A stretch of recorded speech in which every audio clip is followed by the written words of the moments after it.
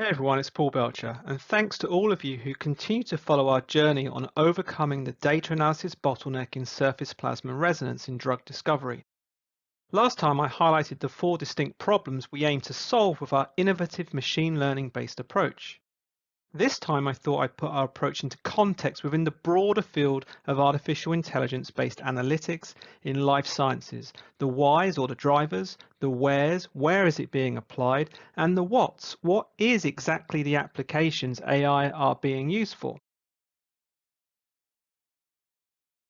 Let's start with the whys.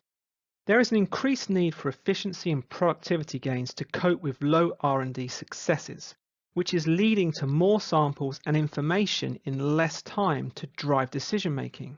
Approximately 25% of R&D expenses are in discovery and validation of lead candidates, and this is driving an increased demand for information-rich techniques to be applied earlier in drug discovery, requiring higher throughput instruments, efficient streamlined workflows, and faster time to results, a trend that is actually accelerating due in part to the global pandemic. More samples is equal to more data, and this is across life sciences. For instance, it's estimated the amount of raw sequencing data doubles every 18 months. Clearly, we don't collect data for the sake of it, and we want to do something with it to support our hypotheses, reach conclusions, and advance our research programs. And as the number of samples has accelerated, data analysis has become a significant bottleneck requiring a high level of expertise and manual oversight. Combined with a shift from specialist to generalist, there is a need for a smarter, faster analysis solutions, simplified workflows, and digital support tools to aggregate and synthesize data from different techniques and sources to drive decision making. Additionally, AI can remove the burden of low-value activities, enabling the aggregation and synthesis of data that may not have traditionally been combined, supporting cross-functional activities and decision-making, for instance, connecting the biophysics team better with the chemistry team, and shifting the R&D way of working to an informed and predictive approach to improve scientific decisions earlier in the R&D process. But where is AI in use today? Well, AI uses in pharma overall are growing. It was a $1 billion market in 2018, growing at 22%. But given what I've just described, it's not surprising that a large area of applications for artificial intelligence in drug discovery and development is in the R&D phase, with over 30% of the total AI funding by application going into research and development and discovery, and this is expected to grow in the coming years, particularly in both candidate and target discovery and validation areas. But when it comes to drug discovery and life sciences, where is AI in use today?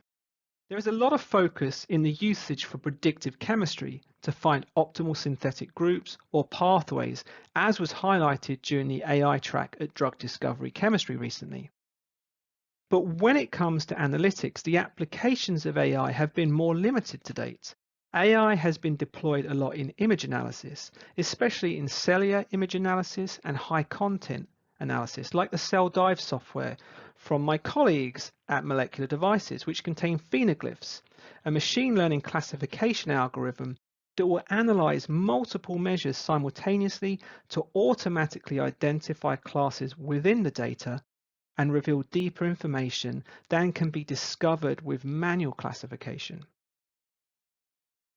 In more biophysical approaches, AI uses today are limited to improving peak detection in NMR or mass spec, or diagnosing potential sample-related problems. Other applications are focused more on the use of AI for the curation of large structural data sets for further analysis. But when it comes to label-free approaches, to date, no one has applied AI or machine learning to tackling the main drivers and pain points I outlined earlier. And if AI solutions do exist, they are focused on assay optimization, which is important. However, I believe before we can fully automate assay optimization, we must first have consistent data analysis, which is what makes our supervised learning approach to tackling the data analysis bottleneck so innovative and exciting, and we are excited for you to learn more with us on this journey. Stay tuned and join us next time when I'll discuss why transparent AI is really critical in being able to trust the data.